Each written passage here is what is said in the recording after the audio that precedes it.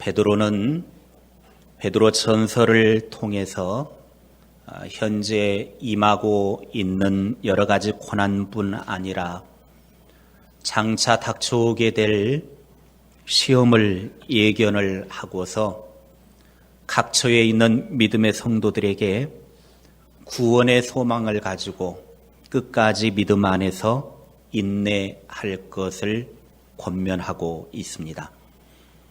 고난과 더불어서 고난 후에 영광이 있다라고 하는 것을 제시해 주면서 산 소망이 있음을 알려주고 있습니다. 베드로전서 2장 21절에 이를 위하여 너희가 부르심을 받았으니 그리스도도 너희를 위하여 고난을 받으사 너희에게 본을 끼쳐 그 자취를 따라오게 하려 하셨느니라.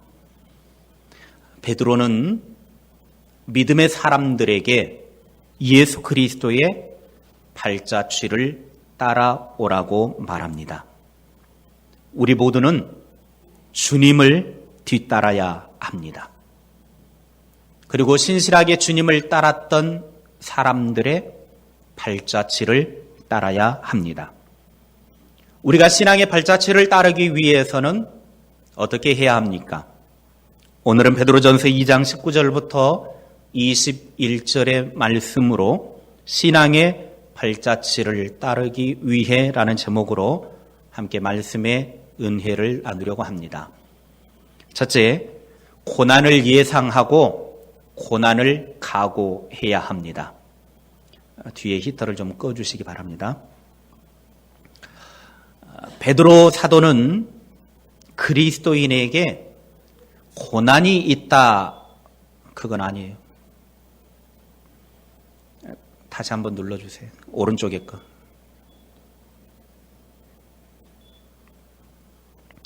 고난이 있다라고 하는 것을 3번 단어를 통해서 반복을 하고 있습니다. 19절에 보면 부당하게 고난당하는 일이 있다. 20절에는 선을 행함으로 고난당하는 일이 있다. 21절에는 예수 그리스도께서는 우리의 구원을 위해 고난을 당하셨다라고 이렇게 반복적으로 고난에 대해서 이야기를 하고 있습니다. 고난을 피하고 복 받기만을 구한다고 하면 신앙의 아름다운 발자취를 따라갈 수 없습니다. 신앙의 발자취를 따라가려고 하면 고난이 있음을 예상해야 되고 또 그 고난이 온다고 해도 내가 그 고난을 각오하리라 라고 하는 그 작정을 하고 가야 하나님이 주신 축복의 열매를 얻을 수가 있습니다. 로마의 대표적인 유적지는 약 6만 명을 수용하는 콜로세움입니다. 이 콜로세움은 돌 위에다가 돌을 하나씩 축조를 해가지고 쌓은 견고한 건축물입니다. 여기에서는 검투사들이 서로 죽도록 싸웠고 그리고 그리스도인이 이곳에서 처형을 당하게 되어집니다. 주변에 수만 명이 보는 가운데에서 콜로세움 한가운데에서 그리스도인들이 예수 믿었다라고 하는 이유 하나만으로 잡혀와 가지고 사자를 풀어놓고 사자의 밥이 되게 합니다. 그러면서 사람들의 조롱거리가 되는 것이죠. 아무도 죽어가는 그리스도인들의 그 모습을 보면서 슬퍼하는 사람, 애도해 주는 사람이 없었습니다. 그들은 오히려 사자들에게 잡혀 죽지 않으려고 도망가고 발버둥 치는 그 그리스도인들을 보면서 웃고 조롱했을 뿐입니다. 당시 그리스도인은 세상으로부터 이런 대접을 받았던 사람들입니다. 바울은 당시 그리스도인을 가리켜서 히브리서 10장 33절에 이렇게 묘사를 했습니다. 혹은 비방과 환난으로서 사람에게 구경거리가 되고 혹은 이런 형편에 있는 자들과 사귀는 자가 되었으니 단지 예수님을 믿는다는 이유 하나 때문에 사자밥이 되고 사람들에게 구경거리가 되고 조롱거리가 되었다라고 하는 사실입니다. 콜로세움 옆에는 개선문이 있습니다. 이 개선문은 로마의 장군이 군대를 이끌고 전쟁에 나갔다가 전쟁에 승리하고 들어오면 이 문을 통과해서 이제 들어오게 되어지는데 수만 명의 사람들이 환영하고 칭찬하는 자리, 그게 바로 개선문입니다. 이 개선문을 통과해서 콜로세움으로 들어가게 되어지죠. 맨 앞에 전쟁을 승리로 이끌었던 장군이 말을 타고 지나가게 되어지고 그 다음에 장교들 그리고 사병들 맨 뒤에는 포로로 끌려온 사람들이 이제 묶여가지고 질질 끌려오게 되어집니다. 고린도전서 4장 9절에 내가 생각하건대 하나님이 사도인 우리를 죽이기로 작정된 자 같이 끄트머리에 두셨음에 우리는 세계 곧 천사와 사람에게 구경거리가 되었노라. 당시 그리스도인의 자리는 끄트머리였습니다.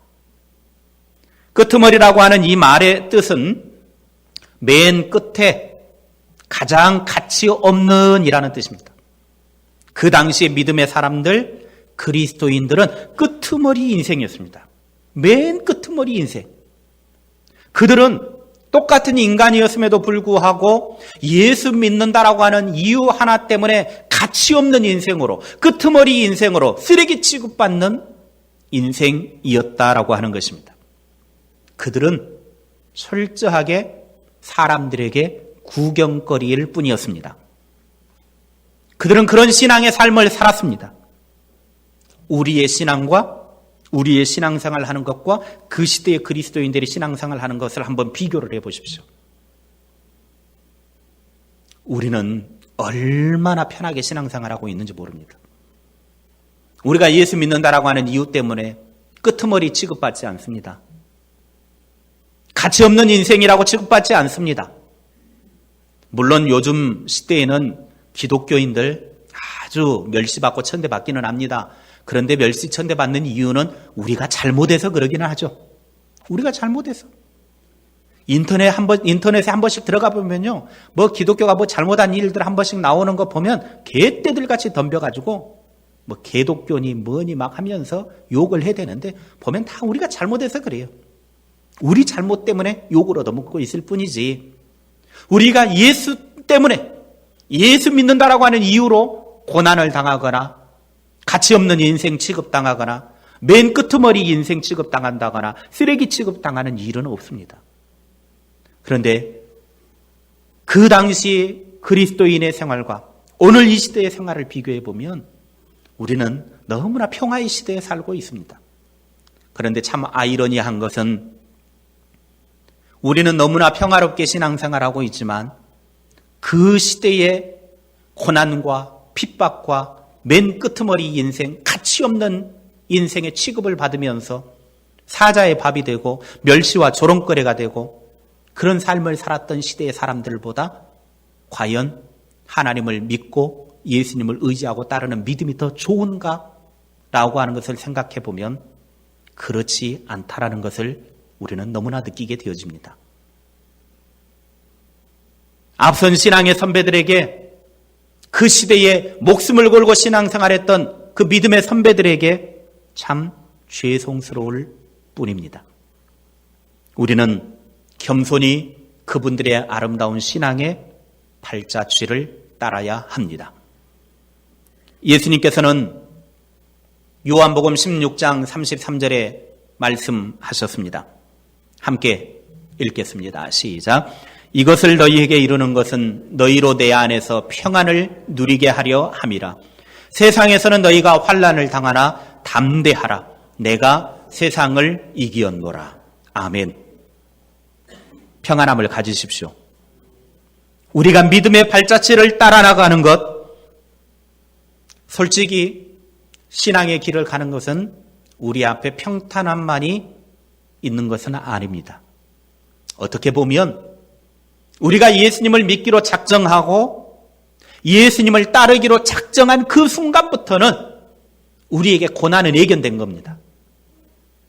우리에게는 이미 핍박이 오게 되어져 있습니다. 왜냐하면 세상의 체계와 믿음의 체계는 정반대이기 때문에 그렇습니다. 예수님 당시에도 예수님을 죽이려고 얼마나 세상 정권이 득달같이 나섰습니까? 그리고 실제로 예수님을 죽이는 일까지 했습니다. 믿음을 가진 사람들 얼마나 많은 고문을 했고 얼마나 많이 잡아서 죽이기까지 했습니까?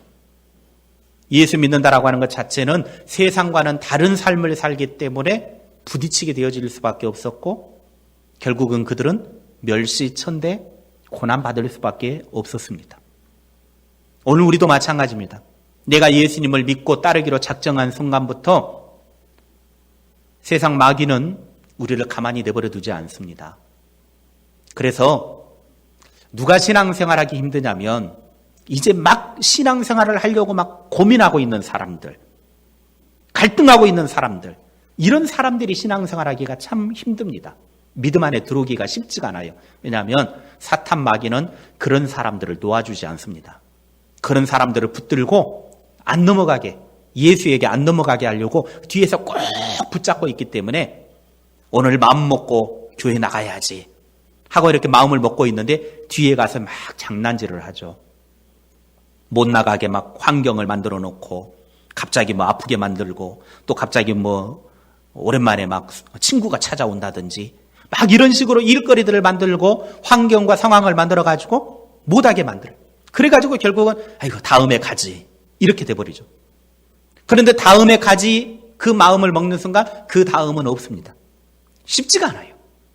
그래서 하나님 중심으로 믿음으로 살아보려고 작정하는 그 순간이 정말 힘든 거예요. 또 어떤 분들은 세례를 받으려고 막 할 때 어려움을 당하는 사람들이 참 많습니다.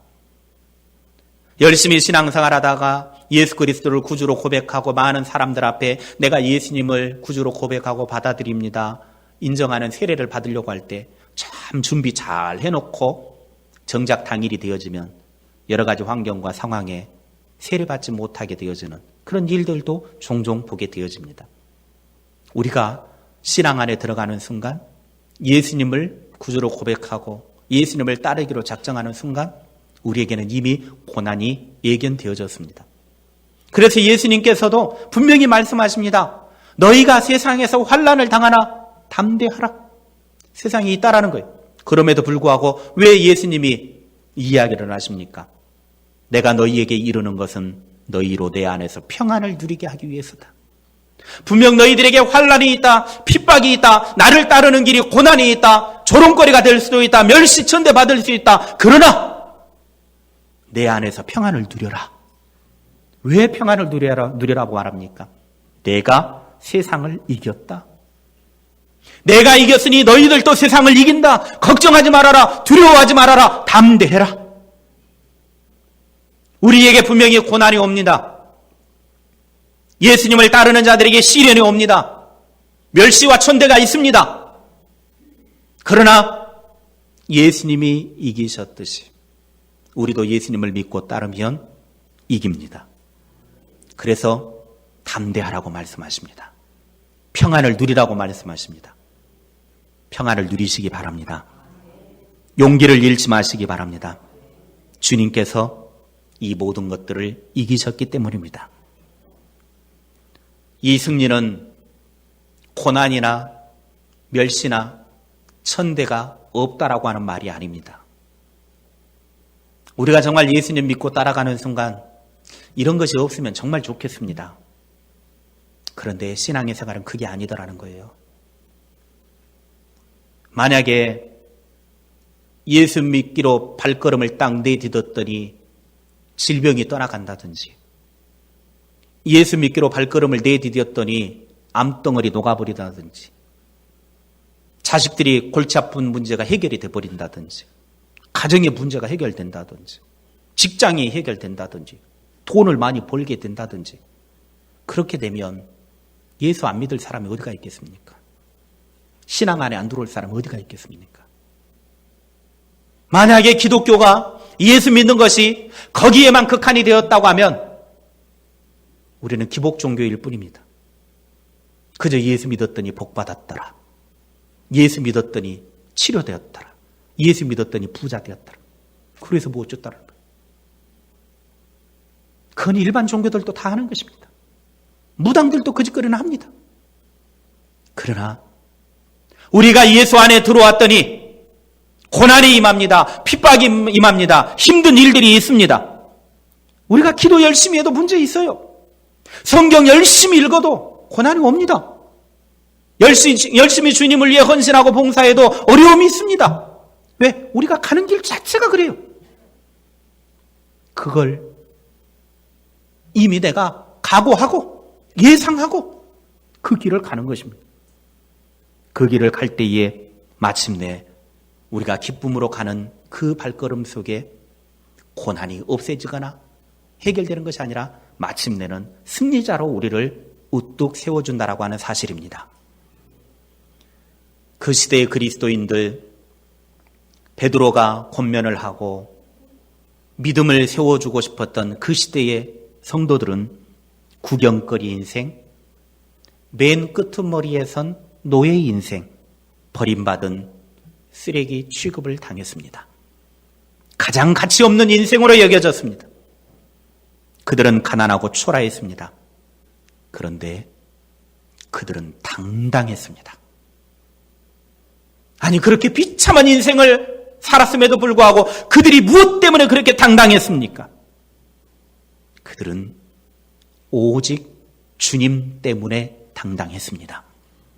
사람들에게는 지지를 받을 수 없기 때문에 세상이나 사람들에 대해서는 초연해지고 오직 주님만을 바라보니까, 주의 영에 사로잡히게 되어지니까 당당하게 살 수 있더라는 것입니다. 둘째, 고난 중에라도 신앙의 발걸음을 멈춰서는 안 됩니다.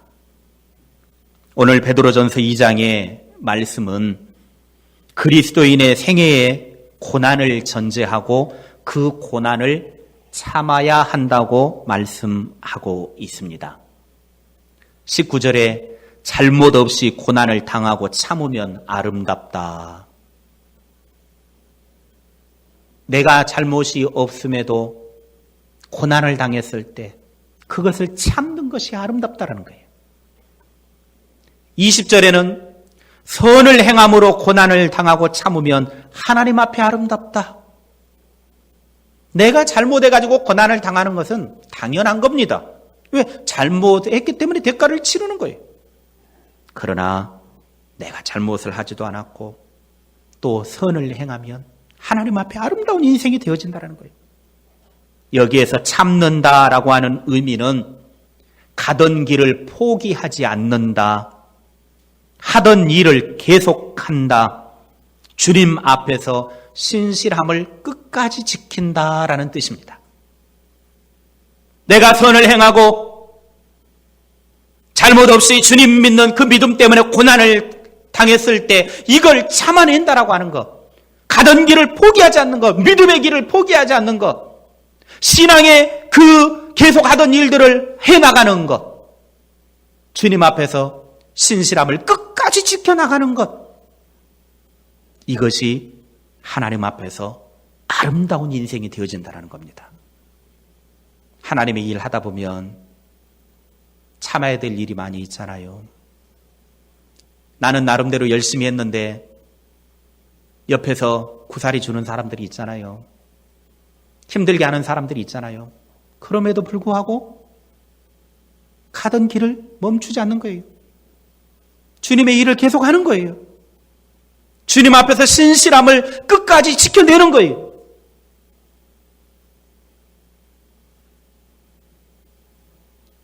우리가 이렇게 해야 될 이유는 21절에 이 일에 예수 그리스도께서 본이 되셨다라고 말씀하고 있습니다. 예수님도 그렇게 하셔서 우리에게 본이 되어 주셨다라는 거예요. 예수님도 그렇게 하셨다라는 거예요. 예수님이 만약에 포기해버렸다고 하면, 구원의 길을 가야 되는데 그 구원의 길에서 포기를 해버렸다고 하면, 십자가를 지지 않아 버렸다고 하면, 고난받기 싫어가지고 도망가 버렸다고 하면 우리의 구원은 누가 이룰 것입니까? 예수님이 고난당했을 때, 멸시천대 받았을 때, 세상 사람들에게 조롱받았을 때, 솔직히 하나님의 아들이, 온 세상의 주인이신 하나님의 아들이 멸시천대와 조롱을 당하고 심지어는 옷뺏김을 당하고 십자가에 달릴 때에는 우리가 보는 성화에는 팬티라도 걸치고 있지만 나체 상태로 자기의 치부를 다 드러내놓는 그런 고통을 당했습니다. 얼마나 창피한 일입니까? 우리가 여기 교회 앞에다가 팬티만 입고라도 세워놓으면 얼마나 우리는 수치스럽다고 생각합니까? 우리는 누군가 나 한번 건드리면요, 참지를 못합니다. 자존심 한번 건드리면요, 난리법석이 납니다. 오늘 예수님이 당신이 잘못도 없음에도 불구하고 그런 멸시와 천대와 조롱거리와 비난과 수치를 당했음에도 불구하고 구원의 길을 포기하지 않고 갔습니다. 자기가 해야 될 일을 계속했습니다. 하나님 앞에서 신실함을 끝까지 지켜냈습니다. 우리에게 본이 되어주셨습니다. 그러므로 우리는 예수 그리스도의 발자취를 따라가야 합니다. 우리가 예수님의 발자취를 따라가야 할 이유는 우리에게 영원한 천국이 대기하고 있기 때문입니다. 그러나 이 지상에서는 아닐 수도 있습니다. 이 땅에서는 고생 끝에 낙이 오지 않더라도 변함없이 주님을 신뢰하고 주님을 따라가야 합니다. 예수님이 우리의 주인이십니다. 그 주인의 종이라면 이유 불문하고 우리는 주인을 따라야 합니다. 우리가 주님의 발자취를 따라야 하는 이유는 그분이 나의 주님이니까, 예수님이 나의 주인이니까. 이사야 1장 3절에 소는 그 임자를 알고 나귀는 그 주인의 구유를 알건만은 이스라엘은 알지 못하고 나의 백성은 깨닫지 못하는도다. 때로 우리는 짐승마도 못할 때가 있습니다. 개나 소는 주인을 배반하지 않습니다. 그런데 우리는 얼마나 자주 신뢰의 마음을 저버리는지 모릅니다. 얼마 전에 인터넷을 보니까 페이스북에 나와 있는 영상을 하나 봤는데 너무나 감동적이었습니다. 평상시에 집에서 기르고 있는 애완견 개가 주인이 멀리 떨어져 있는 병원에 이제 죽을 병이 걸려가지고 입원을 했는데, 함께 있던 주인이 병원에 입원했는데 거기가, 개가 솔직히 뭘 어떻게 압니까? 물론 이제 평상시 이렇게 그 주인이 개하고 병원을 다녔었던 것 같습니다. 차를 타고. 그런데 이 개가 혼자 집에 있다가 안 되겠다 싶어가지고 주인이 입원해 있는 그 멀리 떨어져 있는 병원에까지 찾아간 겁니다. 우리 자식들은 내가 병원에 누워있어도 잘 안 옵니다. 그런데 그 개는 병원까지 쫓아가요. 개한테 내비게이션 달아준 것도 아니었습니다. 이쪽으로 와서 이쪽 차 갈아타고 저쪽으로 와라 가르쳐 준 것도 아닙니다. 그런데 그 개는 주인이 병원에 누워있는 그 병원까지, 먼 거리 차 타고 와야 될 그 거리까지 찾아와서 주인 곁에 앉아 있더라는 것입니다.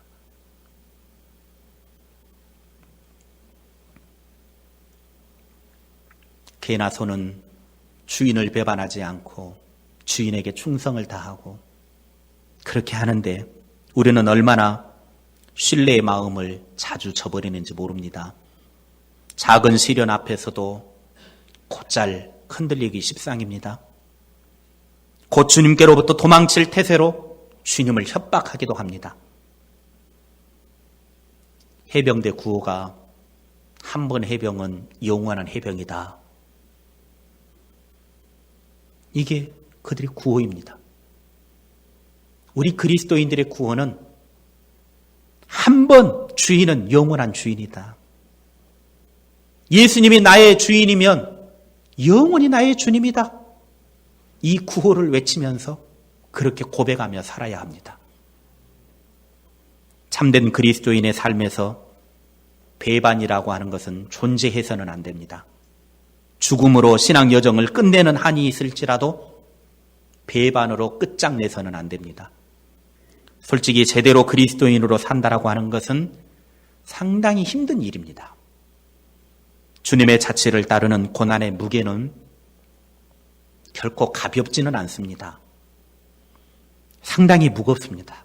고통스럽습니다. 힘듭니다. 그러나 주님의 은혜는 우리가 짊어진 고통의 무게보다 훨씬 비교할 수 없을 정도로 크다라고 하는 사실입니다. 물이 바다 덮음처럼 주의 은혜가 우리의 고난과 우리의 아픔과 우리의 삶을 다 덮고도 남습니다.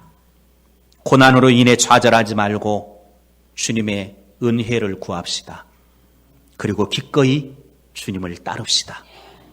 그래서 우리도 신앙의 발자취를 남기는 초기 교회 그리스도인들과 같이 주님의 영광을 누리는 하나님의 사람이 됩시다.